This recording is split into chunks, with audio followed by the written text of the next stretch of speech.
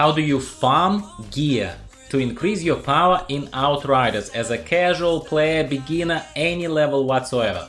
If you are into that kind of topic, if you're interested in Outriders and you're just a beginner and don't know any better, this video is for you. Stick around.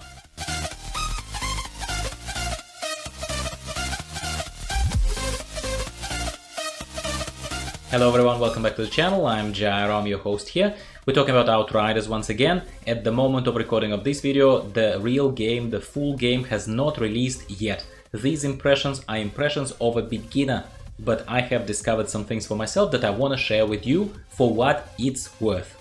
So, if you're a beginner and you don't know any better, how do you farm gear? You already figured out Outriders is a looter shooter. Everything is about progression in your quest lines, getting new loot, getting new gear, increasing your power of your abilities and your firepower, your guns basically, yeah? How do you do that? Other than the obvious, other than just progressing through the storyline, progressing through the campaign, and quests do give you quest rewards at the end of each quest. So you perform a certain quest and then you have a choice out of 3 rewards. It's not even one reward, which is fantastic, but it's a choice usually. So you can pick what kind of gun usually you can choose as a reward for a quest. That's obvious. That is not what you're here for. Here is how you farm for gear at any level, beginner or hardcore, at any level. Here is how you do it. You pick the shortest path to a prominent boss encounter. Shortest path, I mean, from the checkpoint. So for example, early game you have to confront the Ascended in the tower. So there is a quest where you have to confront the very first Ascended, called Gauss or Gauss, however you want to pronounce it. It's one of the very early encounters, and it's a very short run from the checkpoint to the boss encounter. It's a fairly short fight with the boss. He is a boss, and there is a chest right after him. When you defeat him, there is a chest that gives you some loot. So you find, first of all, you find that leg, the leg of the journey that gives you from the point of loading in to obtaining the loot. That's the first thing. Secondly, this game already shows to us, even in the demo, a wonderful system where you can basically go back to the lobby. You go to back to the lobby of the game, log out essentially from the game, and you can choose what point in terms of your campaign, what point of the campaign you want to reset back to. You can backtrack your steps. From what I have seen, as many times as you want.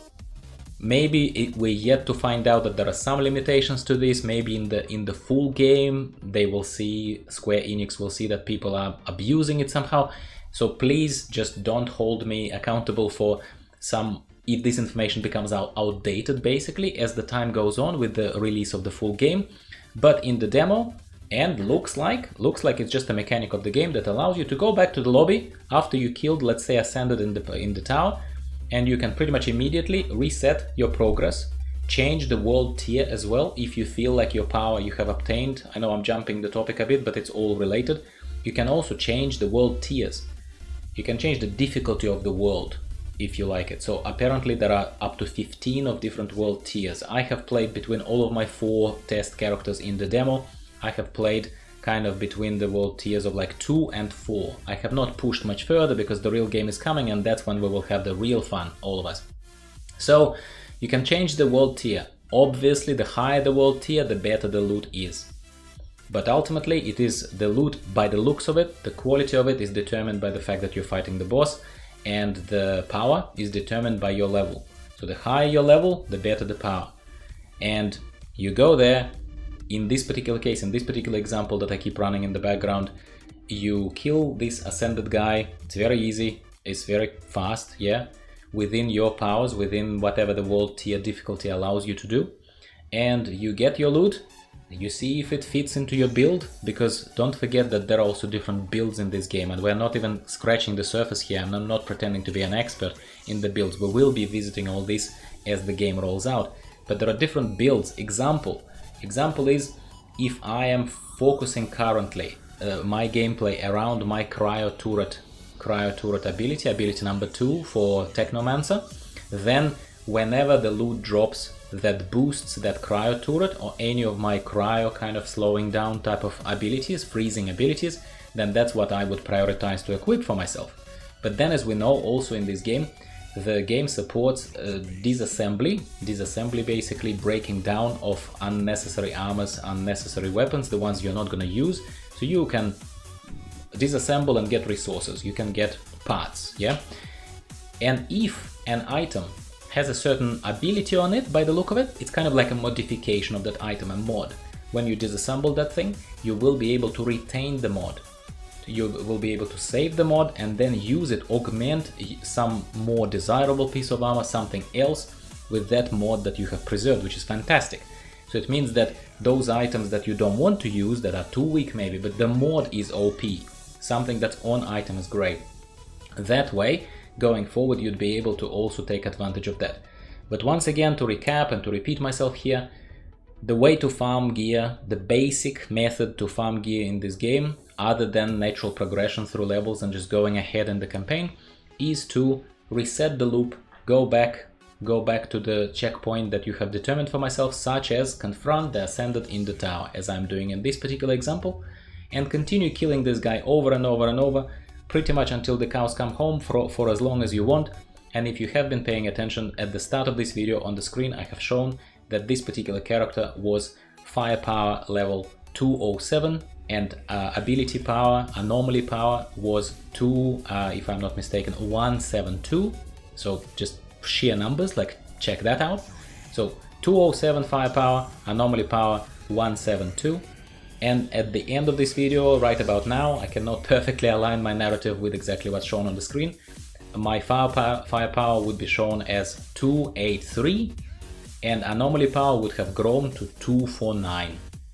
All of that, and I know it's very hard to tell because it's obviously a stitched up kind of video from different fragments that I've put together, from different samples that I've taken as I was recording the gameplay, but I can tell you here on the record that playing the demo, I was able to do this in 30 minutes. So all of these fragments, everything that you're seeing there in the background throughout this video was 30 minutes of gameplay. That's it, only 30 minutes. So in 30 minutes you're able to boost your firepower and your anomaly power, well, by my standards quite substantially, right? So let's say if you're pushing world tiers, if you want to progress further but get more loot, or if you like a challenge or whatever, but at some point you hit a brick wall a little bit and you're like, I'm not strong enough for this, I'm not strong enough yet to handle these mobs, handle these bosses. Maybe there is another quest that we haven't seen yet because the demo is limiting us, of course, but maybe you cannot beat the captain, or maybe you cannot beat something else. This is a way for you to simply stop and do that gearing up loop, if you like, very short gearing up loop that is able to give you more gear, better gear, and then you're able to keep pushing forward. And that is how, my friends, you basically farm for gear in Outriders the game. And that is the most basic thing. Once again, never pretended this to be a proper guide as to where is the best place to do it, but as a suggestion, early game, Ascended in the Tower worked really well for me, and here is a proof for you right on the screen.